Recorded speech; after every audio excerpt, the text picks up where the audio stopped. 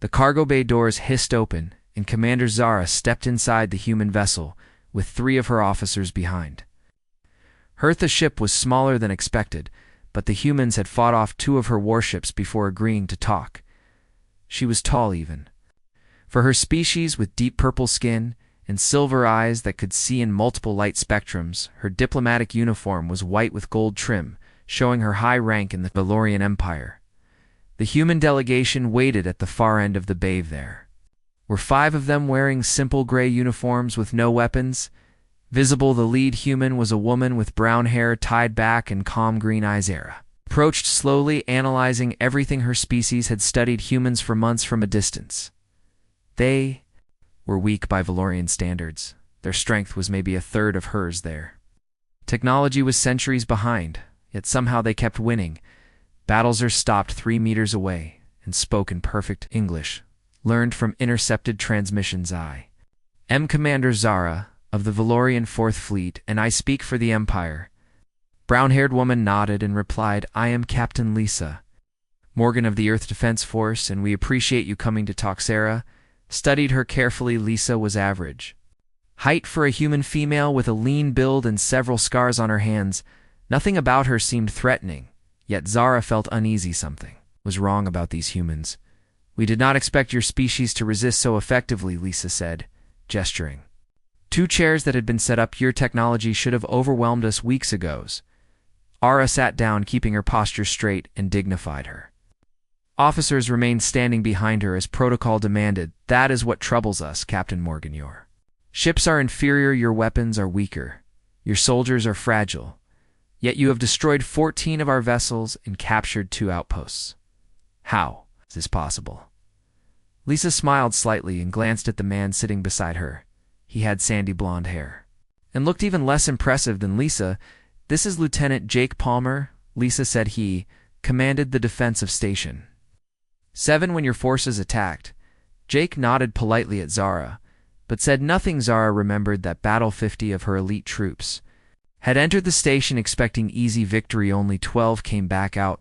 The humans had used the station's layout against them, turning corridors into traps and using their own weapons after capturing them, but that still did not explain everything. Your tactics are clever, Zara admitted, but tactics alone should not overcome such a power difference. My soldiers are trained for years.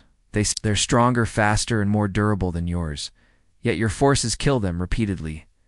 Lisa leaned back in her chair, looking relaxed. Commander, may I ask you something personal? Zara tensed slightly but nodded. How long can your species fight before needing rest? Zara frowned at the strange question. A Valorian warrior can fight for approximately 6 hours before requiring rest and sustenance. We are quite proud of this endurance. And how long before you can fight again after resting? 12 hours minimum, Zara replied. Often longer if the combat was intense. Our bodies need time to properly recover. Lisa exchanged looks with Jake, and something passed between them, some unspoken understanding that made Zara even more uncomfortable. Commander, our soldiers can fight for 3 days straight with minimal rest. When they do rest for hours is usually enough to get back to full strength. Zara felt her secondary heart skip a beat. That is impossible. No biological creature can sustain that level of activity. Your bodies would break down. The toxins would kill. Lisa shook her head. We have something you might not understand. Humans evolved as persistence hunters. We did not catch prey by being faster or stronger. We caught it by never stopping. We would chase animals for days until they collapsed from exhaustion. Our bodies are built to keep going when everything else stops. Wanted to argue, but the evidence supported Lisa's words. Her forces had reported humans continuing to fight long after they should have been incapacitated. She had dismissed it as exaggeration or propaganda. But what if it was truth? There is more. Lisa continued. Your species reproduces rarely, correct, once every 5 years. If I recall our intelligence reports. Zara shifted uncomfortably. This was getting too personal, but she needed to understand her enemy. That is correct, Valorian. Females produce 1 offspring every 5 years. This is normal for advanced species. More frequent reproduction is primitive and wasteful. Lisa's expression changed subtly, not mocking, but not exactly sympathetic either. Humans can reproduce much more frequently in our males. can mate multiple times in a day without harms. A stared at her, can you mate multiple times without your tool breaking? It is impossible. The male reproductive system requires extensive recovery time. This is biological fact. Every species we have encountered follows this pattern. Jake finally spoke up, his voice quiet but firm.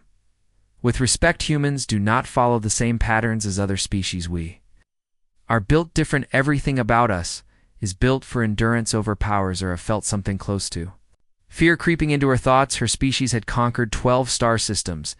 They had defeated every opponent through superior strength and technology, but they had never faced an enemy that simply refused to stop, that could fight longer, mate more frequently, and recover faster than should be possible. She needed to know more. Explain this endurance in detail. How exactly do human bodies accomplish this? Lisa seemed to consider how much to reveal, then decided to be franker. Cardiovascular system is extremely efficient. We can regulate our body temperature through sweating, which lets us exert ourselves for extended periods. Our brains release chemicals that suppress pain and fatigue during stress, and our bodies store energy in ways that let us access it quickly when needed. Zara processed this information with growing concern. Are saying humans are biological engines designed for sustained operation? Lisa nodded. Essentially, yes. We are not the strongest or the fastest, but we are very, very hard to stop, and once we commit to something, we typically see it through, regardless of cost. This explained so much. The human raids that continued for days. The soldiers who kept fighting with injuries that should have been incapacitating the way. Human ships would pursue damaged Valorian vessels far beyond reasonable tactical limits. They were not being reckless. This was simply how humans operated. Commander Zara, Lisa said, leaning forward. We did not want this warrior empire attacked our colonies without provocation, but now that we are fighting, we will not stop until either we win or we are extinct. We cannot afford to lose, and we will not surrender. Those are your only two options. Zara met Lisa's gaze and saw no deception there, only absolute certainty. The Valorian Empire had made a terrible mistake. They had attacked what they thought was weak. Praying instead, they had awakened something that would not stop coming ever. Need to speak with my superiors, Zara said, standing up. This changes our strategic assessment significantly. Lisa stood. As well, we are willing to discuss peace terms, but they need to include full withdrawal from all human systems and reparations for the colonies you destroyed. Those terms would be humiliating for the Empire. Continuing this war now seemed far more dangerous than Zara had realized. I will relay your demands, but I cannot promise the High Council will accept them. Lisa's expression hardened slightly. Then we will continue fighting, and eventually we will win. Because we are stronger, but because we will still be here when everyone else has given up. Zara left the human ship with her mind racing. Shit. Had come expecting to negotiate from a position of strength. Instead, she had discovered that her empire was fighting an enemy that could not be defeated through conventional means. The humans would simply endure any punishment and keep coming back.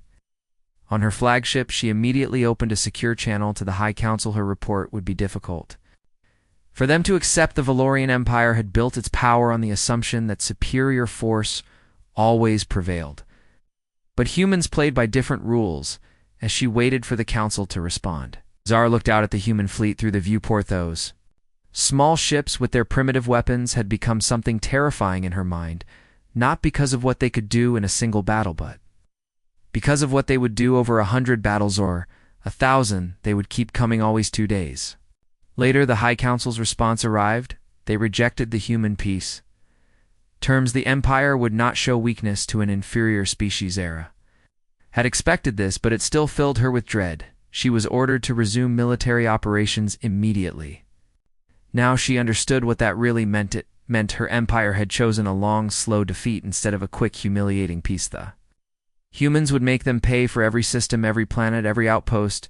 The Valorians would eventually run out of soldiers, while the humans would just keep replacing their losses and coming back again forever if necessary. 3 months later, Zara found herself back in human space.